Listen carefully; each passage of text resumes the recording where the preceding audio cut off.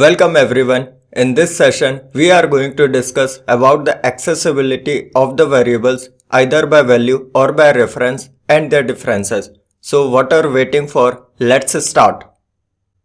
In JavaScript, a variable can store two types of data, that is primitive and reference type.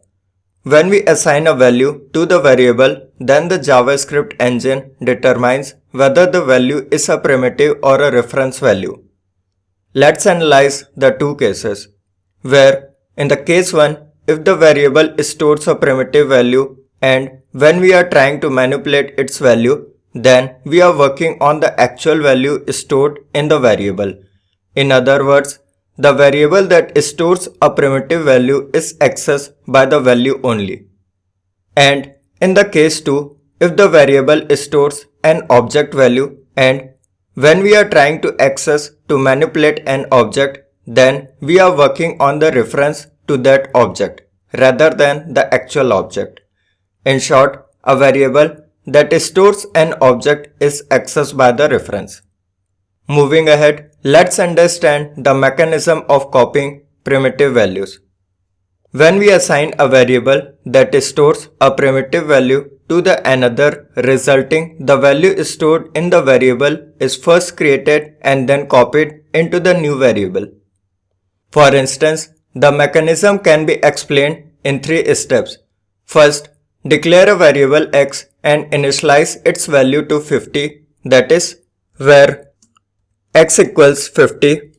Second, declare the another variable y and assign it a value of the variable x, that is, where y equals x. Here, internally JavaScript engine copies the value stored in x into the location of y. Third, assign the variable y with the new value 100, that is, y equals 100. Since x and y have no relationship, therefore, when we change the value stored in the y variable, the value of the x variable remains unchanged. Let's check the values of the variables, that is console.log of x, console.log of y. Now reload the page. The output generates for x it's 50 and for y it's 100. Moving ahead, let's understand the mechanism of copying reference values. When we assign a reference value from one variable to the another, then the value stored in the variable is copied into the location of the new variable. The major difference is that the values stored in both variables are sharing the same address of the actual object stored in the heap. As the result, both the variables are pointing to the same object. For instance, let's understand the mechanism again in 3 steps. First, declare a variable p that holds an object, that is,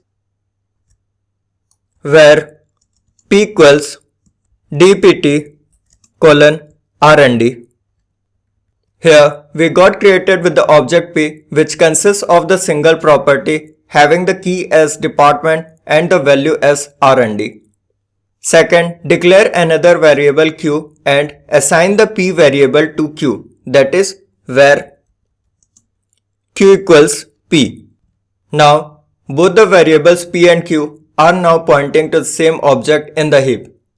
Third, modify the value stored in the department property of the object using the q variable, that is, q.department equals sales. Since both the variables p and q are pointing to the same object, therefore the change is also reflected if we access the object using the p variable. Let's check the values of the variables, that is console.log of p.department, console.log q of department. Now reload the page. The generated output pointing to the same value, that is sales, applicable for both the variables p and q, which illustrates a variable that stores an object is accessed by the reference only.